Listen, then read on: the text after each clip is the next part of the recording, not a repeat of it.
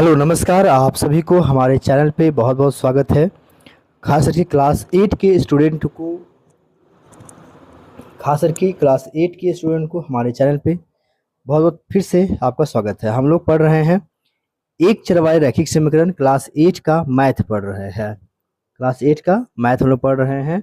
8 chapter नाम है एक चरवाला रैखिक समीकरण। उसमें हम लोग 8.1 देखे थे और एक चरवाहा रैखिक समीकरण किसे कहते हैं परिचय भी देख लिए थे। पहला क्वेश्चन में 20 क्वेश्चन था। 20 क्वेश्चन का पहला वीडियो बना दिए थे, वॉल्यूम फर्स्ट नाम से देख लीजिएगा। आज हम लोग पढ़ेंगे ये भाषा वाला क्वेश्चन, जो सबसे कठिन क्वेश्चन माना जाता है। ये भाषा वाला क्वेश्चन हम लोग बनाने के लिए सीखेंगे आज। तो शुरू किया जाए। चलिए, कॉपी पेन आप सामने रखेंगे, ठीक है, नोट करते चले जाएंगे। तो दूसरा क्वेश्चन है 8.1 का दूसरा क्वेश्चन है किसी संख्या के किसी संख्या के 2 गुने में 8 जोड़ने पर 32 प्राप्त होता है, वह संख्या ज्ञात कीजिए। ठीक है, वह संख्या ज्ञात करना है। क्या बोला क्वेश्चन में जी? सेकंड वाला क्वेश्चन क्या बोला कि एक संख्या हमारा है, ठीक है, एक संख्या है। उस संख्या में किसी संख्या के दोगुने में 8 जोड़ने पर, तो मान लेंगे पहले, माना वह संख्या क्या हो जाएगा हमारा, x हो जाएगा।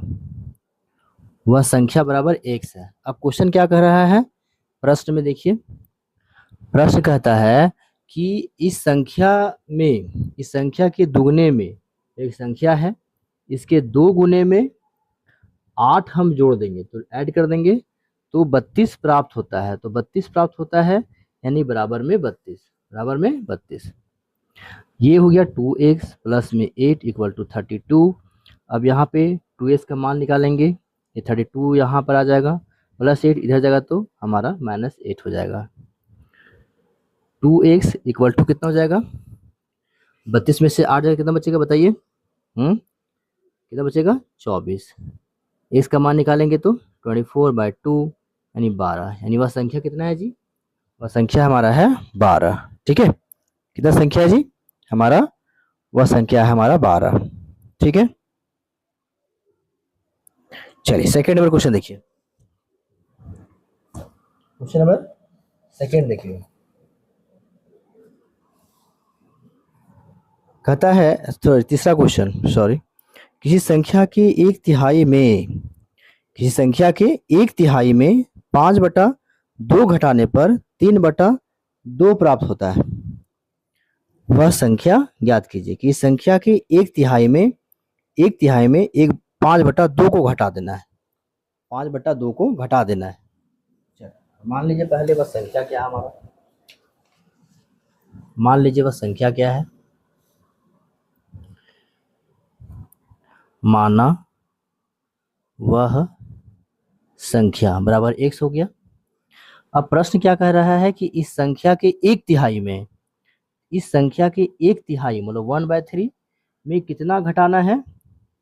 तो -5/2 को घटा देंगे हम लोग, तो हमें 3/2 प्राप्त होता है। कितना प्राप्त होता है? 3/2 प्राप्त होता है।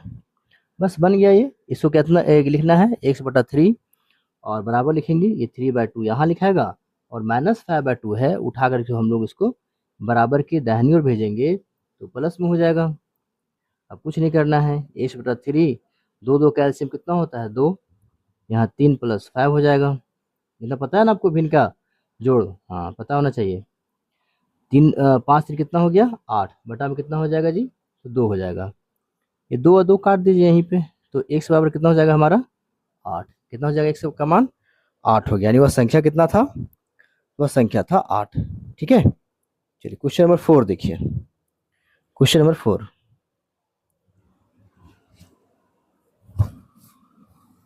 क्या है? दो संख्या का योग 35 है। दो संख्याओं का योग कितना है? 35 है। यदि एक संख्या दूसरी से 5 अधिक है तो दोनों संख्याएं ज्ञात कीजिए।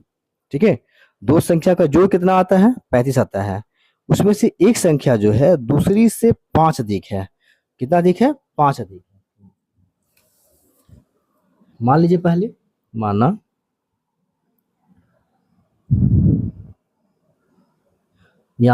यहाँ पे दूसरी संख्या को मानेंगे, दूसरी संख्या बराबर x। ठीक है, तो प्रश्न क्या कहता है कि पहली संख्या कब हो जाएगा, तो पहली संख्या जो है वह दूसरी संख्या से 5 अधिक है, यानी कि इससे 5 अधिक होगी। अब कहा क्वेश्चन में कि दोनों का योग है 35, यानी कि पहली संख्या x और दूसरी संख्या x प्लस 5, इन दोनों को जोड़ दिए तो कितना आता है जी, ये आता है हमारा 35। कितना आता है, 35। तो x प्लस में x प्लस 5 बराबर 35, x और x 2x 5 बराबर 35। देखिए इसको स्टेप बढ़ाने इसको फायदा है नहीं, यहाँ पे -5 करिए इधर में, 2x बराबर में 30 आ जाएगा और x का मान कितना आ जाएगा, 10 आ जाएगा। कितना आ जाएगा, x का मान 10। तो पहली संख्या कितना हो जाएगा, पहली संख्या कितना हो जाएगा, तो पहली संख्या x प्लस 5, तो x प्लस 10 बराबर 15 हो गया। और दूसरी संख्या कितना हो जाएगा, x बराबर, ये हो जाएगा हमारा 10। तो 10 और 15 हमारा आंसर है। ठीक है, ठीक है ना। चलिए क्वेश्चन नंबर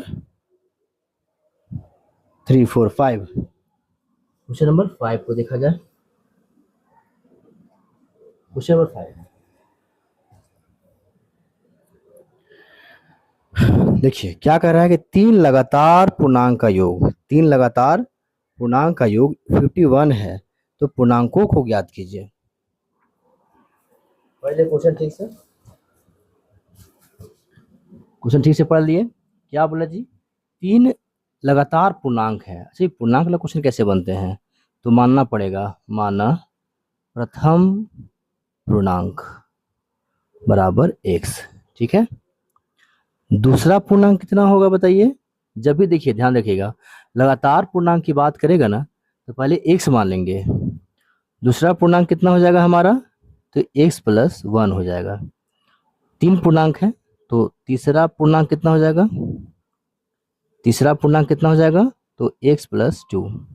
ठीक है, क्वेश्चन कहता है तीनों का योग 51 है। प्रश्न क्या कहता है कि तीनों का योग 51 है, तो x प्लस 1 और प्लस में x प्लस 2, सबका योग कितना है, यह हमारा है 51। तो x यहाँ पे सबको जोड़ दीजिए, बराबर कितना हो जाएगा, 51 हो जाएगा। x से x कितना हो गया, x कितना x हो जाएगा, 3x, और 2 और 1 3 इक्वल टू 51। अब यहाँ से 3x का मान निकालेंगे तो 51 माइनस 3 आ जाएगा, यहाँ पे 3x बराबर कितना आ जाएगा, 48 आ जाएगा। कितना आएगा, 48। x का मान निकालेंगे तो 48/3 यानी 16×3=48। कितना आया x का मान, 16, यानी कि प्रथम पूर्णांक कितना है, प्रथम पूर्णांक है, लिखेंगे नीचे प्रथम पूर्णांक, x का मान कितना आया, 16। दूसरा पूर्णांक कितना हो जाएगा, दूसरा पूर्णांक x प्लस 1, यानी कि 16 प्लस 1 बराबर 17। और ऐसा ही तीसरा पूर्णांक कितना हो जाएगा, तो x प्लस 2, यानी 16 प्लस 2 बराबर कितना हो जाएगा, 18। यानी 16, 17 और 18 ये हमारे 3 पूर्णांक थे, है ना। 3 क्या थे, पूर्णांक थे। चलिए अब क्वेश्चन नंबर देखा जाए हमारा, कौन सा, छठा क्वेश्चन।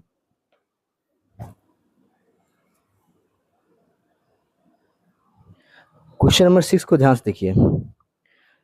6 के 3 लगातार गुणजों का योग, 6 के 3 लगातार गुणज, 6 के लगातार 3 गुणजों का योग कितना है, 144 है।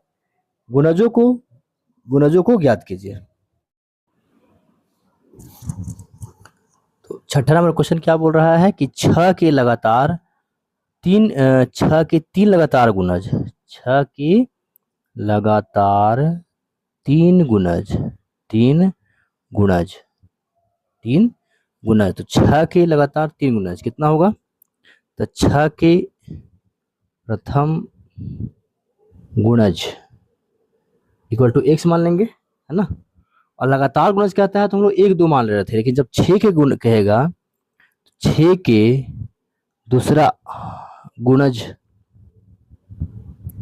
कितना हो जाएगा, तो x प्लस 6 कितना हो जाएगा, x प्लस 6 हो जाएगा हमारा। उसी प्रकार से 6 के तीसरा गुणज क्या हो जाएगा, तो x प्लस 12 कितना हो जाएगा, x प्लस 12। तीनों गुणजों का योग 44 है। तीनों गुणजों का योग कितना है जी, 144, है ना। कितना है, 144 है। प्रथम गुणज कितना है, x, दूसरा गुणज कितना है, x प्लस 6, और तीसरा गुणज कितना है, x प्लस 12 बराबर कितना हो गया, 144। ठीक है, यहाँ तो कोई दिक्कत नहीं है। अब x लिखेंगे, x प्लस 6 x प्लस 12 बराबर 144। x कितना x हो गया, 3x, 12 6 कितना हो गया, 18 बराबर 144। 3x लिखेंगे बराबर 144 माइनस 18। 3x बराबर कितना जाएगा, 12 में से 8 है, कितना बचेगा, 14 में से 8 जाएगा तो कितना बचेगा जी, 6 बचेगा। और 13 में से जो 12, 126, x का मान निकालिए, 126 बटा में 3, 4 या 12, 3 दूनी 6, कितना आया, 42। तो x का मान कितना आया, 42। तो प्रथम गुणज कितना है, 6 के प्रथम गुणज कितना हो गया, ये हो गया 42। दूसरा गुणज कितना हो जाएगा, दूसरा गुणज कितना हो जाएगा, तो 42 प्लस में 6 कितना हो जाएगा, ये 48 हो जाएगा।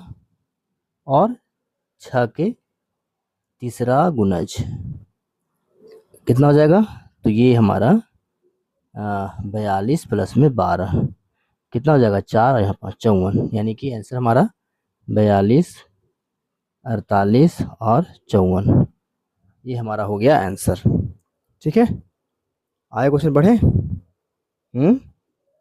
सादा क्वेश्चन देखे। चलिए क्वेश्चन नंबर 7 देखिए। 7 कहता है क्वेश्चन कि अच्छा क्वेश्चन आपको दिखाना है ना, क्वेश्चन देख लीजिए। दो संख्याओं का अनुपात 2:5 है।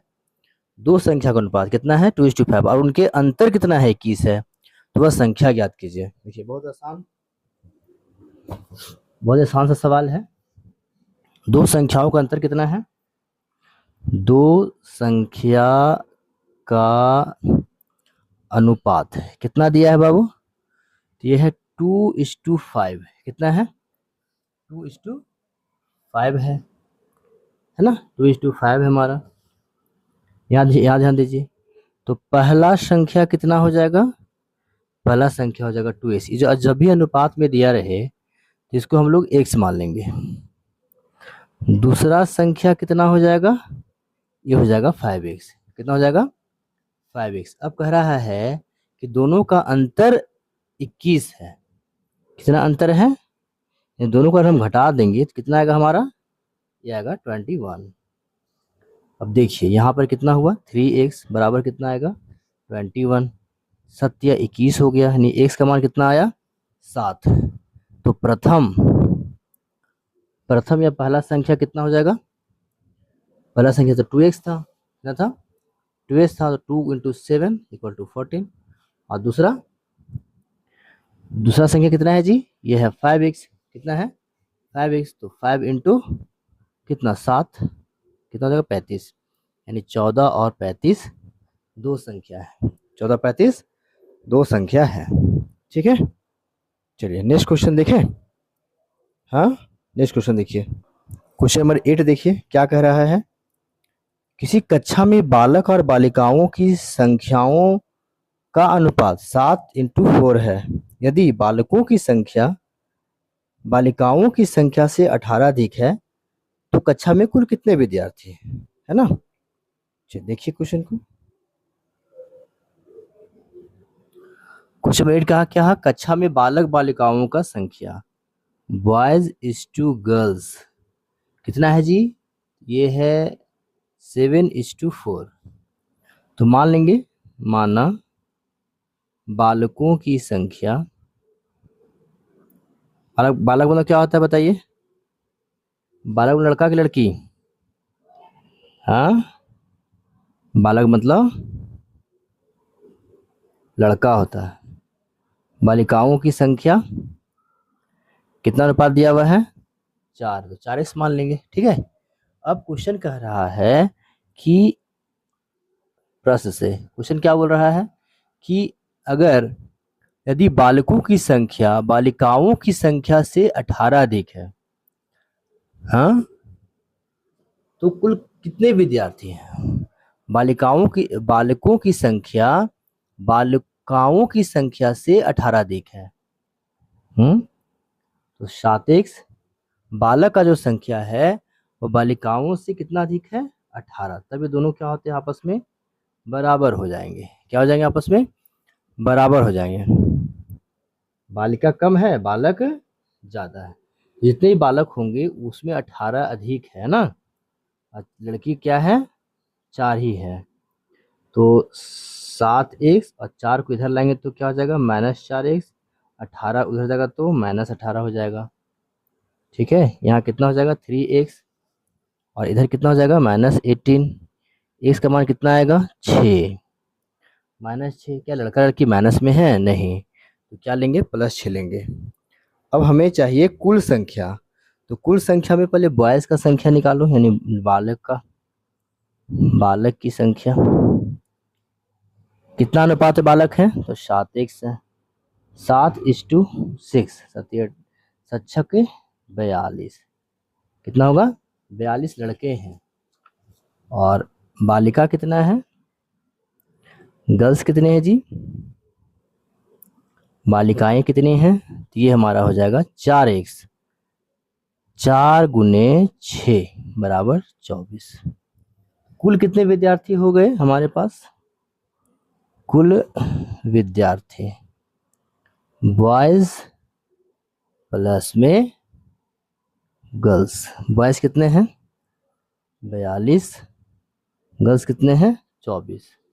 कितना हो जाएगा? 4 2 6, यहाँ भी 6। कितने बच्चे हो गए? 66 बच्चे। कितने बच्चे? 66 बच्चे टोटल हो गए। ठीक है, तो 8 क्वेश्चन हो गया। आप भाषा वाला क्वेश्चन को रिवाइज कीजिए और इसको पूरा बनाइए। तब तक हम लोग इसको रिवाइज कीजिए, है ना। और चैनल को सब्सक्राइब कर दीजिएगा, लाइक कमेंट कर दीजिएगा। ठीक है, मिलते हैं। कितना क्वेश्चन बच गया है और नेक्स्ट वीडियो मिलते हैं। कितना क्वेश्चन बचा हुआ है? 8 हो गया ना।